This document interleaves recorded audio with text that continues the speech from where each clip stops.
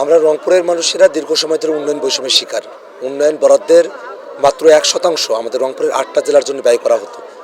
আমাদের এখানে কোনো শিল্পাঞ্চল নেই, আমাদের এখানে গ্যাস সংযোগ এখন পর্যন্ত আসেনি। আমাদের মানুষেরা ঢাকা যেতে হলে সিরাজগঞ্জ দিয়ে সরাসরি তারা রেলপথে যেতে পারেন না, তাদেরকে ঘুরপথে যেতে হয়, 4 ঘন্টা সময় অতিরিক্ত ব্যয় হয়। আমাদের নদীপথে যাতায়াতের কোনো ব্যবস্থা এখন নেই, কারণ আমাদের তিস্তা নদী এবং সেই নদীতে আসলে নাব্যতা সবসময় ঠিক থাকে না। আমরা আসলে অনেকগুলো দিক থেকেই আমরা বঞ্চনার শিকার। আমাদের এখানে কৃষি জমিগুলো খুবই উর্বর, কিন্তু সেটাকে কাজে লাগানোর মতো আধুনিক কৃষির ব্যবস্থা এখানে নেই। এবং ফসল সংরক্ষণ করা, যেমন সবজি বা আলু, সেটাকে সংরক্ষণাগার যেগুলো দরকার সেটাও এখানে খুবই অপর্যাপ্ত। আমরা আমাদের যে সম্ভাবনার জায়গাগুলো আছে সেটাকে আমরা এখন এক্সপ্লোর করতে পারিনি। সে কারণে এই রংপুরের বৈষম্য আমরা দূরীকরণ করতে চাই। যদি শাপলাকলি মার্কা বিজয়ী হয়, যদি 11 দল ক্ষমতায় আসে, আমরা যেমন রাষ্ট্র ব্যবস্থাতে সংস্কার চাই, তেমনইভাবে রংপুরের বৈষম্য দূরীকরণের সংস্কারও আমরা করতে চাই। আমরা এই রংপুরের মানুষের বৈষম্য থেকে মুক্তির লক্ষ্যে সর্বপ্রথম আমরা তিস্তা সমস্যার সমাধান করতে চাই। আমরা কৃষিকে একটা আধুনিক পর্যায়ে নিয়ে গিয়ে একটা কৃষি বিপ্লব আমরা সাধন করতে চাই। আমরা আমাদের এই অঞ্চলে আমরা কর্মসংস্থানের জায়গাগুলোকে বৃদ্ধি করতে চাই। ঢাকা রাজধানীর সাথে যোগাযোগটাকে সহজ করার জন্য পাবলিক ট্রান্সপোর্টেশন, বিশেষত রেল যোগাযোগ, সেটা যেন সহজে এক পথে হয়ে যায়, সেজন্য অল্প কিছু জায়গা রয়েছে সিরাজগঞ্জে যেখানে রেল লাইন বিনির্মাণ হলে পরে এটা সম্ভবপর। সেই উদ্যোগগুলো আমরা গ্রহণ করতে চাই।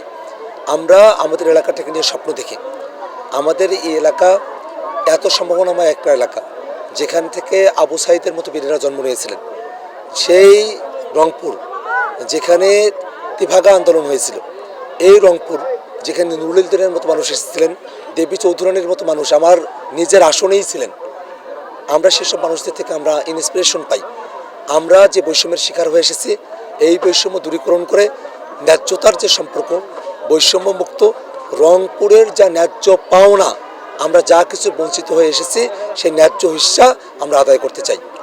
আমরা কাউনিয়া পীরগাছার সর্বত্র আমরা গিয়েছি, মানুষের সঙ্গে আমাদের কথাবার্তা হচ্ছে। মানুষেরা শাপলাকলি মার্কা চেনেন, জোটের ব্যাপারে জানেন, আক্তার হোসেনকে জানেন। তারা শুধু আক্তার হোসেনকে দেখতে চান।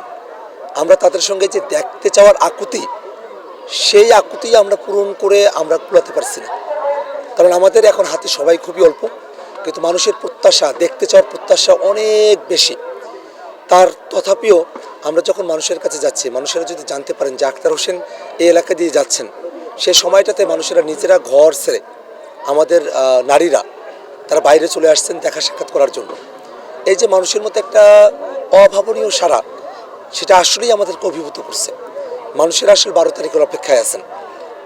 এই আসনে শাপলাকলি মার্কা শুধু মার্জিনাল লাইনে না, যে জনসমর্থন তৈরি হয়েছে, যদি ইলেকশন ইঞ্জিনিয়ারিং না হয় তাহলে মার্জিনাল লাইনেই শুধু না, একটা বড় ব্যবধানে শাপলাকলি মার্কা এই আসনে জয়ী হবে, এটাই আমাদের প্রত্যাশা ইনশাআল্লাহ।